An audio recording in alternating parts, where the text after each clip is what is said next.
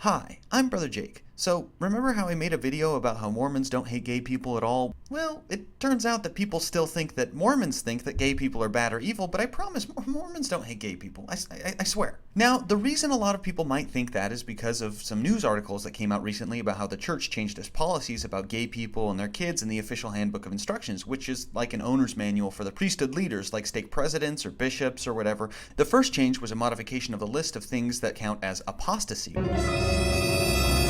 which, like I've talked about in an earlier video, is one of the things for which you can be excommunicated. So in addition to the stuff that I was talking about before, being in a same-gender marriage is now considered one of the criteria for defining apostasy. But it's not like we're going after gay people, like it says here. A church spokesman issued a statement on these changes, saying, quote, "The church has long been on record as opposing same-sex marriages. While it respects the law of the land and acknowledges the right of others to think and act differently, it does not perform or accept same-sex marriage within its membership." Exactly, we've always opposed same-sex marriage, so this is just clarifying our stance on marriage and families. And, I mean, sure, technically homosexuality was already included as a serious transgression for which someone could receive formal church discipline, so adding it again here might seem like, I don't know, overkill.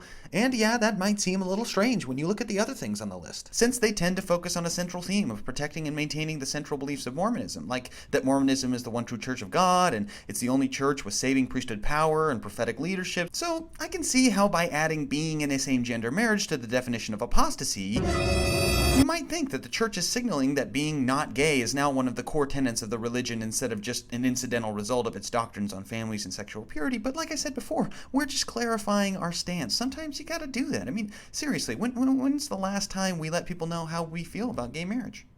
Anyway, the other change in policy is this. The policy states that a natural or adopted child of a parent living in a same-gender relationship, whether the couple is married or cohabiting, may not receive a name and a blessing.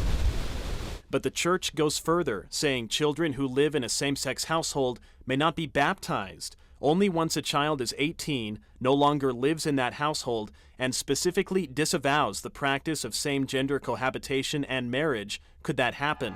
But the church's governing first presidency would have to approve it.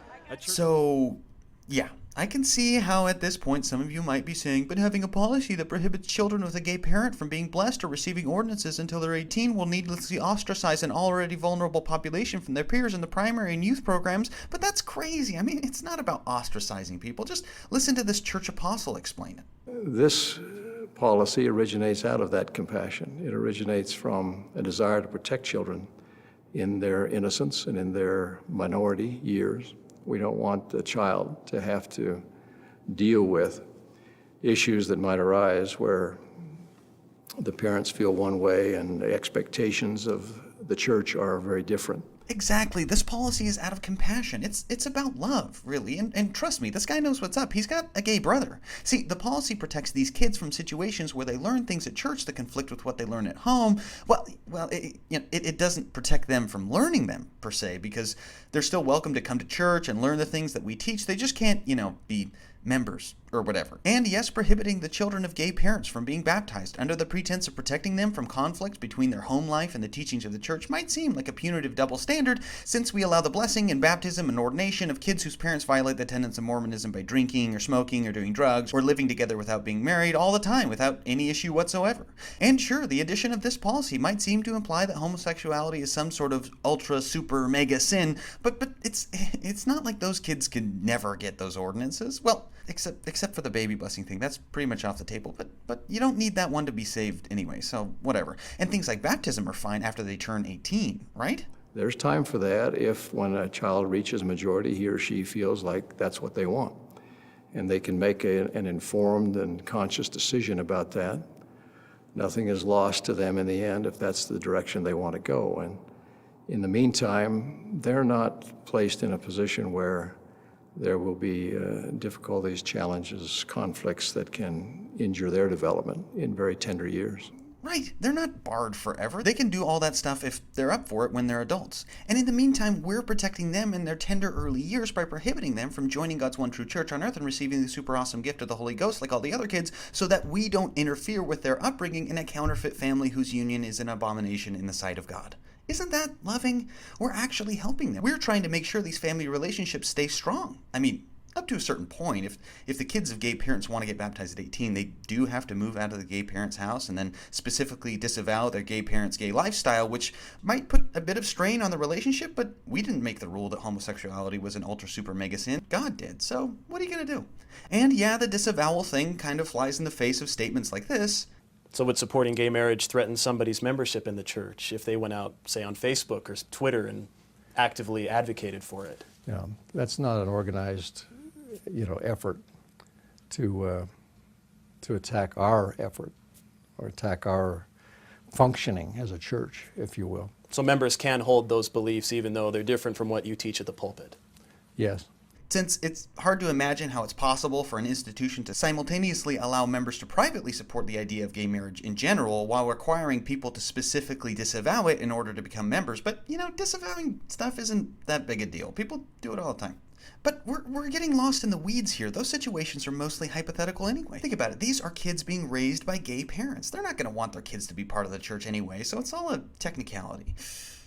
Oh, unless the biological parents were in one of those mixed orientation marriages that are all too common in conservative religious communities, like Mormonism, and then the parents divorced amicably and share custody between the gay parent and the non-gay parent, but the policy probably excludes cases like that, right? Let's see. A natural or adopted child of a parent living in a sim-gen... Oh, okay.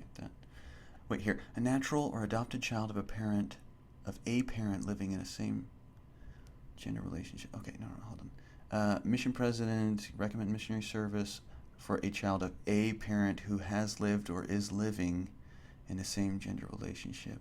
That's kind of broad. Shoot. The situation with polygamous families, for example, and same-sex marriage couples and families really has a parallel. For generations, we've had these same kinds of policies that relate to children in polygamous families.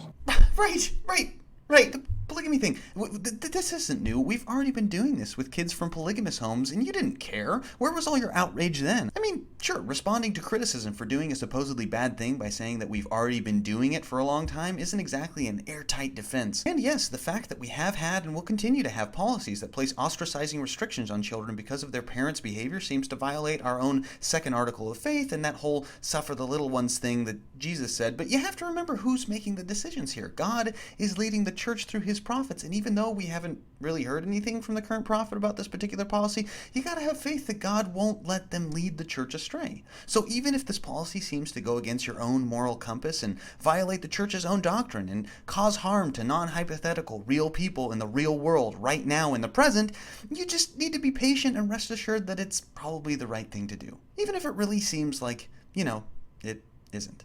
So you see, it's all about love.